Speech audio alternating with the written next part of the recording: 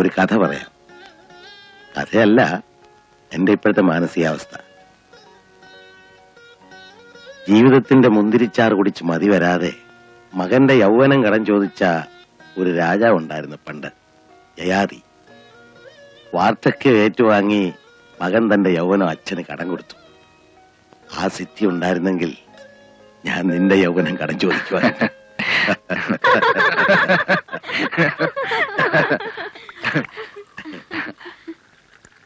നല്ല മോഹം. വടി കുത്തി നരച്ചു വെളുത്ത് കൂനിക്കൂടിയിരിക്കുന്ന ഹരിക്ക് മുറുക്കാനിടിച്ചു കൊടുക്കുന്ന അമ്മു. നല്ല രസമായിരിക്കും ആ സീൻ. അത്ര സിദ്ധികളൊക്കെ കഥകളിൽ മാത്രം ഒതുങ്ങി നിന്നത് നന്നായി. അല്ലെങ്കിൽ എന്നെ പോലുള്ളൊരു മക്കൾക്ക് വലിയ ഭീഷണിയായനെ. ഏതെങ്കിലും മക്കൾ അതിന് തയ്യാറായാലല്ലേ. അച്ഛൻ എങ്ങനെ വല്ല മോഹം ഉണ്ടെന്നറിഞ്ഞ ആ നിമിഷം മക്കളോട് രക്ഷപ്പെടും. അല്ലെങ്കിൽ അച്ഛന്റെ കഥ കഴിക്കും. സാർ ആവശ്യപ്പെട്ട ഞാൻ എന്റെ യൗവനം തരും. അയ്യോ, ചതിച്ചേക്കില്ലേ. നടക്കാത്ത കാര്യമായതുകൊണ്ട് ധൈര്യമായിട്ട് പറയാം. അല്ല, സത്യം, എന്റെ ലൈഫ് വരെ ഞാൻ കൊടുക്കും. ഞാൻ വിശ്വസിക്കില്ല. ഞാൻ വിശ്വസിക്കുന്നു. കൊടുക്കുന്നതിനേക്കാൾ പ്രധാനം കൊടുക്കാനുള്ള മനസ്സാണ്. മനസ്സില്ലാതെ കൊടുക്കുന്ന ഭിക്ഷയാണോ? അല്ല. സുധയ്ക്കറിയില്ല ഇവനെ. എനിക്കറിയാം. ഇവനാ മനസ്സുണ്ട്.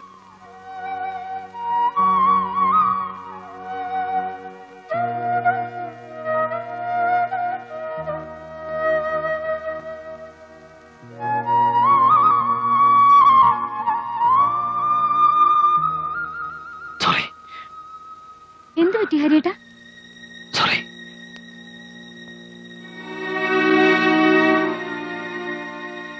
അവനിത്തിരി എമോഷണൽ ആയിപ്പോയി അല്ലേ?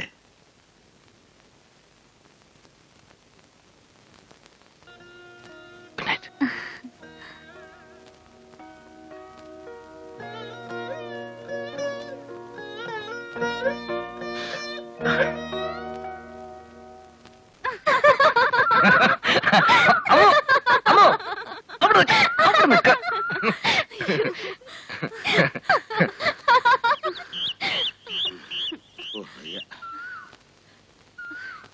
കുട്ടികളോട് മത്സരിക്കേണ്ട വല്ല ആവശ്യം ഉണ്ടായിരുന്നോ? നായ അണയ്ക്കുന്ന പോലെ അണയ്ക്കുന്നു. അതുകൊണ്ട് ഇപ്പൊ എന്തുണ്ടായി? അവരിൽ നിന്ന് നമ്മൾ രക്ഷപ്പെട്ടു. നമ്മളിൽ നിന്ന് അവരും. ആ, അത് ശരി. അപ്പൊ അതായിരുന്നു സൂത്രല്ലേ? ദേ, ഇത്രയും സ്വാതന്ത്ര്യം അവർക്ക് കൊടുക്കണോ? പ്രായം അങ്ങനത്തെയാ. ഓ, നാളെ അവർ ഒന്നാകേണ്ടവരല്ലേ? സ്നേഹിക്കട്ടു. പിന്നെന്റെ അരി വിവേകമില്ലാത്തതൊന്നുമല്ല. ഒരു സ്വാതന്ത്ര്യം അവൻ ദുരുപയോഗം ചെയ്യില്ല. കാണുന്നില്ലല്ലോ. ദേ, ഒന്ന് ചെന്ന് നോക്കിയാലോ? തനിക്കെന്താ ഇത്ര അസൂയ? അവരെവിടെങ്കിലും സ്വൈര്യമായിട്ടിരിക്കട്ടെ. എല്ലാ അമ്മായിമാർക്കും ഉണ്ട് ഈ സ്വഭാവം. അമ്മായി അമ്മയോ? അല്ലാതെ ആരാ? ഹരി തന്നെ എന്താ വിളിക്കുന്നേ? ഒന്നും വിളിച്ചിട്ടില്ല. അവൻ ആ കൺഫ്യൂഷനില്ല. അമ്മയെന്ന് വിളിക്കാൻ ഞാൻ സമ്മതിക്കില്ല. എന്നെ അവൻ അച്ഛന്ന് വിളിക്കുന്നില്ല. എനിക്കില്ലാത്ത സൗഭാഗ്യം തനിക്ക് വേണ്ട. നമുക്ക് ആ സൗഭാഗ്യം അനുഭവിക്കണ്ടേ? അമ്മയാകാൻ ധൃതിയുണ്ടെന്ന് എനിക്ക്.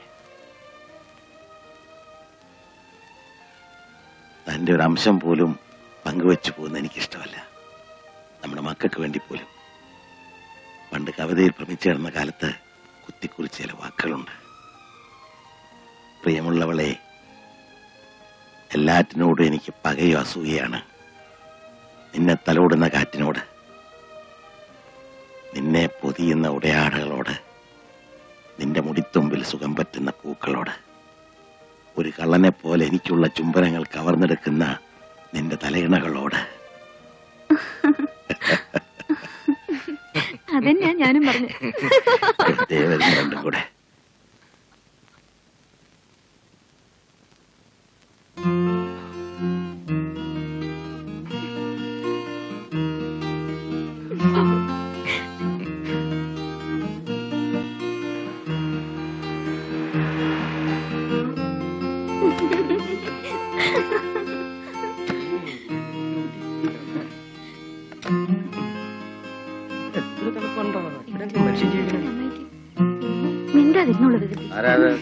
ഞാനാണ്.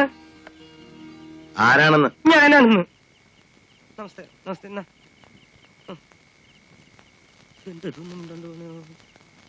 നിങ്ങൾ ആരാണ്? ഈശ്വര, ഇത്ര പെട്ടെന്ന് മറന്നുപോയോ? ദേ, ഇത് ഞാനാ. താനായിരുന്നു.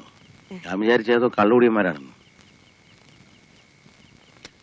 അല്ല, എന്താ പെട്ടിമേലേക്ക് സൂക്ഷിച്ചു നോക്കണേ? NS വിചാരിക്കും എഴുതി തീർന്ന അധ്യായങ്ങൾ ഇതിലിട്ട് കൊണ്ടുപോകാനാണെന്ന്. സത്യത്തിൽ അതിനല്ല. ഊട്ടിയല്ലേ, പോകുമ്പോ കുറച്ച് മുന്തിരിയോ ആപ്പിളോ വാങ്ങി വീട്ടിലേക്ക് കൊണ്ടുപോകാലോ എന്ന് വിചാരിച്ചു കൊണ്ടുവന്നതാ. ഈ വരിക്കാരൻ എന്ന് വിളിച്ചു ചോദിക്കും, എഴുതി തീർന്നോ എന്ന്. എന്നാ പിന്നെ അവൻ അവന്റെ കുടുംബക്കാരെ കൊണ്ട് എഴുതിച്ചാ പോരെ? ഈ ദോശ വിട്ടെടുക്കുന്ന പോലെ ഒന്നുമില്ലല്ലോ നോവലെഴുത്ത്. സാറ് എഴുതി തുടങ്ങിയിട്ടൊന്നുമില്ലല്ലോ അല്ലേ? എഴുതണ്ട. ഈ വരിക്കാരൊരു പാഠം പഠിപ്പിക്കാൻ പറ്റുമെന്ന് ഞാനൊന്ന് നോക്കട്ടെ. തുടങ്ങി. 5 അധ്യായം കഴിഞ്ഞു. മാത്രമല്ല ഇത് കഴിഞ്ഞ ഉടനെ മറ്റൊന്ന് തുടങ്ങാൻ പോവാണ്. അയ്യോ, എന്നാ അതും എനിക്ക് തരണേ. ഈസി ബുക്സ് ഒന്ന് രക്ഷപ്പെടട്ടെ. അങ്ങനെ ഈസി ബുക്സ് രക്ഷപ്പെടണ്ട. അരേ, നല്ല ചൂടായിട്ട് ചായ എടുക്കാൻ ചിറ്റമ്മയോട് പറഞ്ഞേ.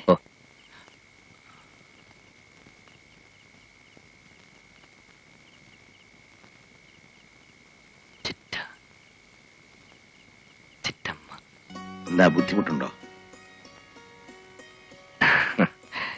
ഇല്ല, ഞാൻ പറയാം.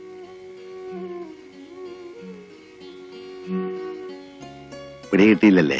ഇല്ല. മകനാ. വാ.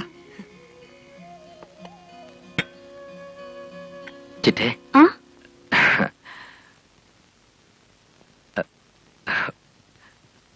ചിറ്റയോട് പറയാൻ പറഞ്ഞു, ചായക്ക് നല്ല ചൂട് വേണമെന്ന്. ചിറ്റ സമ്മതിച്ചിരിക്കണോ?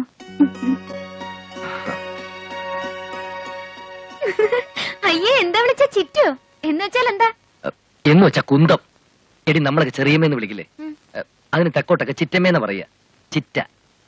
അമ്മായിന്ന് വിളിച്ചാ മതിയായിരുന്നു. അയ്യടാ കഴുത.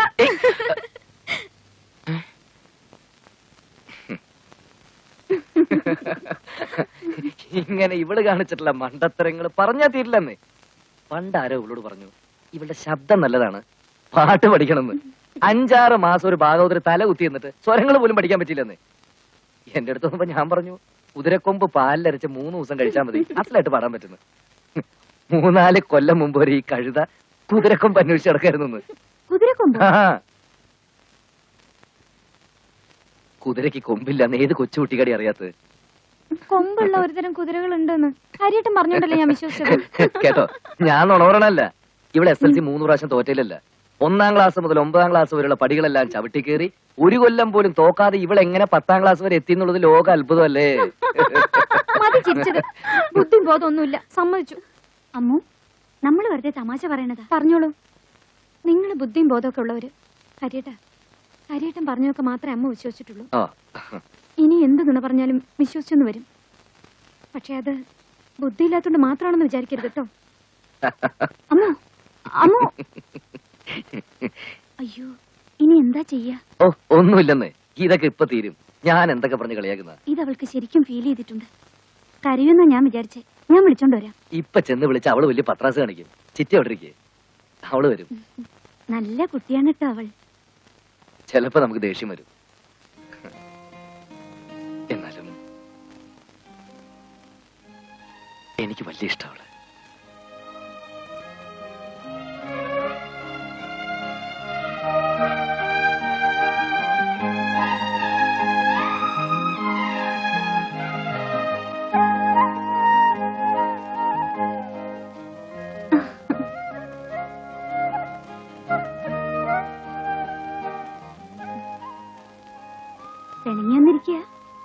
അയ്യേ, അമ്മ ഇത്ര മണ്ടിയായി പോയല്ലോ. മണ്ടിയാന്ന് അമ്മായും പറഞ്ഞു തുടങ്ങിക്കോളൂ. ഞാൻ ആ അർത്ഥത്തിൽ പറഞ്ഞല്ല. ഹരി അമ്മൂനെ കളിയാക്കണത് ഇഷ്ടം കൊണ്ടല്ലേ? തിരിച്ചതേപോലെ അങ്ങോട്ട് കളിയാക്കണം. അങ്ങനല്ലേ വേണ്ടത്? വാ, നമുക്ക് എന്തെങ്കിലും കഴിക്കണ്ടേ? എനിക്ക് വേണ്ട. വാശി കളയൂ കുട്ടി. അമ്മൂന് വേണ്ടെങ്കിൽ ഞാനും കഴിക്കണില്ല, ഹരിയും കഴിക്കണില്ല. പട്ടിണി കിടക്കാനാണെങ്കിൽ നമുക്ക് എല്ലാവർക്കും കൂടി കിടക്കാം. എന്താ, ഞങ്ങളെല്ലാം പട്ടിണി കിടാനാ അമ്മൂന് ഇഷ്ടം? വാ, എഴുന്നേറ്റ് വാ. അമ്മായിയല്ലേ വിളിക്കണത്? വാ.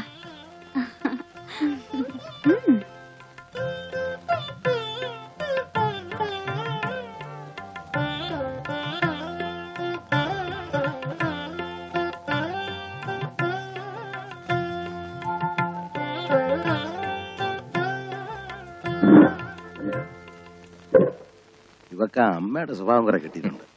വയറ്റിൽ തീ പിടിച്ചപ്പോ വഴക്കും പോയി പിണക്കും പോയി കഴുത. ഹരി ഏ, മതി, കളിയാക്കൽ കുറച്ച് കൂടുന്നുണ്ട്. ഇനി എന്റെ അമ്മൂനെ കളിയാക്കിയ നല്ല അടി വെച്ചുതരും. ഓ ഇപ്പൊ നിങ്ങൾ ഒന്നായി, നമ്മള് പുറത്ത്. ഞാനല്ലേ പുറത്ത്. കഴുത. കഴിയാമോ, ലോകത്തെ ഏറ്റവും അനുസരണയും ഭക്തിയുള്ള മൃഗം കഴുതയാണ്. ആ ഗുണങ്ങളൊക്കെ ഉള്ള മൃഗത്തിന് പേര് വിളിക്കുന്ന മോശമാണോ? അത് കഴുതയല്ലേ, ഇത് മരക്കഴുത. അമ്മോ അമ്മോ, എന്ത് കഷ്ട ഹരി ഇത്. അത്ര ഗൗരവാണെങ്കിൽ അവള് പോട്ടെന്ന്. ഒരു രാത്രി പട്ടിണി ഇറന്ന ചത്തു പോത്തൊന്നുമില്ല. ഇത്തിരി തടിയും കുറയും. തമാശ ഇത്തിരി കൂടുന്നു, അധികമായാൽ ആരും അത് സഹിക്കില്ല.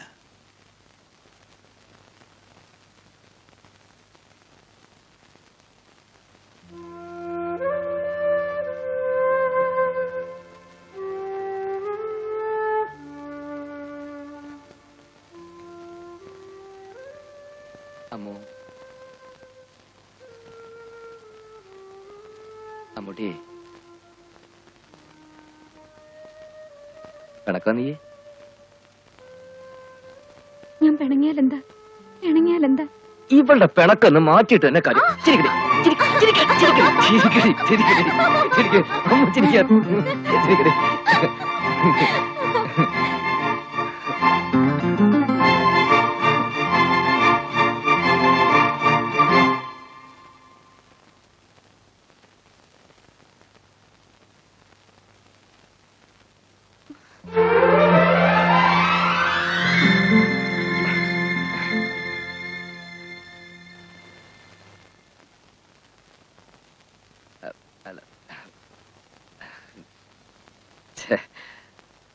ഇവിടെ പട്ടിണിയൊന്നല്ല കേട്ടോ, ഇവള് വയറ് നിറച്ച ആപ്പിള് കഴിച്ചിട്ടുണ്ട്. കള്ളി. അത് മനസ്സിലായല്ലോ, ഇനി പൊയ്ക്കോളൂ. ഓ അല്ല ഞാന് ഓ. എന്തെങ്കിലും കഴിച്ചിട്ട് വായ ശരിക്ക് കഴിയില്ലെങ്കിൽ പല്ല് കേടൂരും കേട്ടോ. ഉം.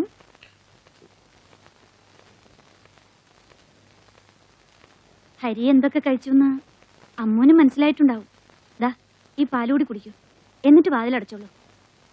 ഇനി എന്തൊക്കെ കഴിച്ചു ഹരി അറിയണ്ട.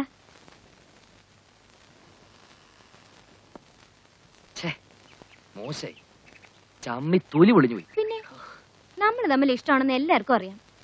അമ്മായി എന്തിനാ അപ്പൊ വരാൻ പോയത്? വരികയാണെങ്കിൽ തന്നെ ഇങ്ങനെ പൂച്ചയെ പോലെ പമ്മി വരണോ? നമ്മള് പിണക്കം തീർക്കാൻ അവരറിഞ്ഞോ? കണ്ടപ്പോ മനസ്സിലായല്ലോ, അപ്പൊ ഒഴിഞ്ഞു പോയായിരുന്നില്ലേ? കാഴ്ച കണ്ട് നിന്നു. ഇത്തിരി അസൂയുണ്ട്, എനിക്കറിയാം. അവരെന്തിനാ അസൂയപ്പെടണേ? സാറ് പറഞ്ഞ ശരിയാ, അമ്മയുടെ സ്വഭാവം കുറച്ച് മൂക്കുണ്ട്. കഴുത. കൊച്ചമ്മ വിളിക്കണോ? ആരെ? സാറിനെ വേഗം വരാൻ പറഞ്ഞു. ഞാൻ പറഞ്ഞില്ലേ, ചെല്ല്. വാ. ഞാനില്ല, ചെല്ല്. എന്നല്ലല്ലോ വിളിച്ചത്. അയ്യടാ മരക്കഴുത.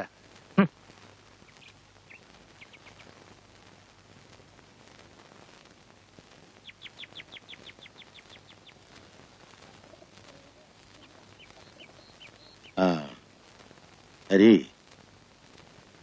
ഇയാളുടെ ഒരു ഡാൻസ് പ്രോഗ്രാം ഉണ്ട് ബാംഗ്ലൂർ അടുത്ത ആഴ്ചയില്. ആ. അതിപ്പോ ക്യാൻസൽ ചെയ്യേണ്ടി വരുമെന്നാണ്. എന്താ ചെയ്യണ്ടേ? ക്യാൻസൽ ചെയ്യാം, അത് തന്നെയാ നല്ലത്. എന്താ കാര്യം? ഇവരുടെ ഓർക്കസ്ട്ര ഒരു 4-5 ഇവിടെ ഗ്രൂപ്പ് ഉണ്ടായിരുന്നു, അവർ വരില്ലെന്ന്. എന്തുപറ്റി? വന്നാൽ തല്ലി കൈയും കാലും ഒടിക്കുമെന്ന് ഭീഷണിപ്പെടുത്തിയിരിക്കുക. ആര്? സുധയുടെ അച്ഛനും സഹോദരന്മാരും. ആ ട്രൂപ്പിലെ ഒരാളാ, ചോദിച്ചു നോക്ക്. ഞങ്ങളൊക്കെ മദ്രാസിലുള്ളവരാ, അവിടെ ഞങ്ങളുടെ നിലനിൽപ്പ് നോക്കണ്ടേ സാർ? അവരൊക്കെ വിചാരിച്ച ഞങ്ങളെ പല വിധത്തിൽ ഉപദ്രവിക്കാൻ പറ്റും. അതുകൊണ്ട് പ്രോഗ്രാം ക്യാൻസൽ ചെയ്യുന്നതിനാ? ലോകം തീരെ ട്രൂപ്പ് മാത്രമേ ഉള്ളൂ. ഞാൻ കൊണ്ടുതരാന്നല്ല 1-ാം തരം പ്ലേയേഴ്സിനെ. പാട്ട് ഞാൻ പാടാം. ആ, അത് നിന്നോടൊന്ന് ചോദിക്കാനാ വിളിച്ചത്. അത് ശരിയാവില്ല. ഇനി എത്ര റിഹേഴ്സൽ എടുക്കണം? പിന്നെ പാട്ട് ഹരി വിചാരിക്കുന്ന പോലല്ല. എന്താ ഞാൻ അത്ര മോശമാണോ? എന്ന് ഞാൻ പറഞ്ഞില്ലല്ലോ. കച്ചേരി നടത്തണ പോലെ അല്ല ഡാൻസ്. അതൊരു പ്രത്യേക പരിചയ. ഞാനൊന്ന് ശ്രമിച്ചു നോക്കുന്നതിൽ വിരോധമുണ്ടോ?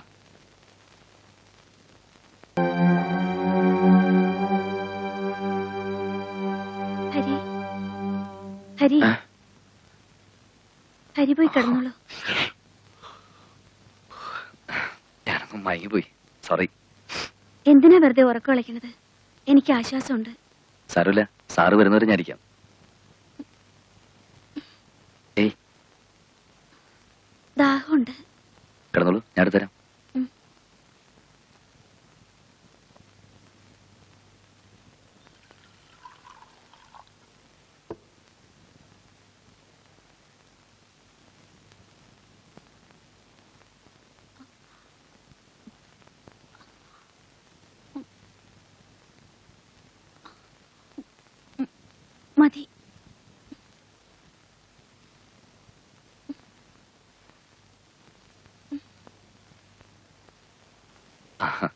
പനിയൊട്ടുമില്ല.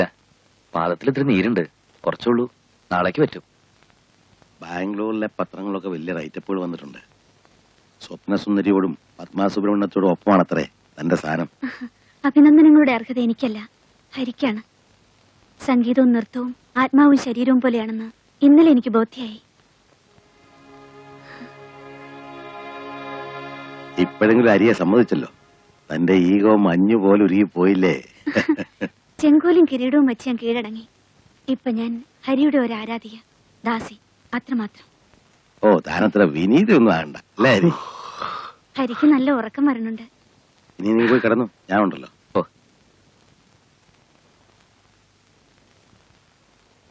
എച്ചിൽ തൊട്ടിന്ന് കിട്ടിയത് വെറും മുത്തല്ല, പവിഴമുത്ത് തന്നെയാണ്.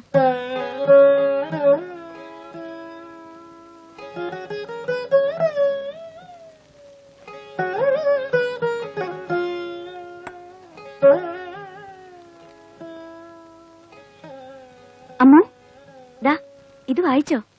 ഞാൻ കണ്ടു. ഇതിൽ എഴുതിയിരിക്കുന്ന പോലൊന്നും ഞാൻ വിചാരിച്ചില്ല. ഹരിയുടെ പാട്ടിന്റെ ഭാവത്തിലും താളത്തിലും ഞാൻ അറിയാതെ ആടിപ്പോയതാണ്. ക്രെഡിറ്റ് ഹരിക്കാണ്. ഹരിക്ക് വലിയ ഭാവിയുണ്ട്. അമ്മുന്റെ ഭാഗ്യം നിർഭാഗ്യാണോന്ന് ആർക്കറിയാം. അതെന്താ അമ്മോ അങ്ങനെ? വലിയ വലിയ ആളുകളാവുമ്പോ പഴയതൊക്കെ വേഗം മറക്കും. മറക്കാൻ പാടില്ലാത്തത് മറക്കും. ഹരി ഇങ്ങനെ ആരെയും മറക്കില്ല, എനിക്ക് ഉറപ്പുണ്ട്. അത്രയും ഉറപ്പ് എനിക്കില്ല.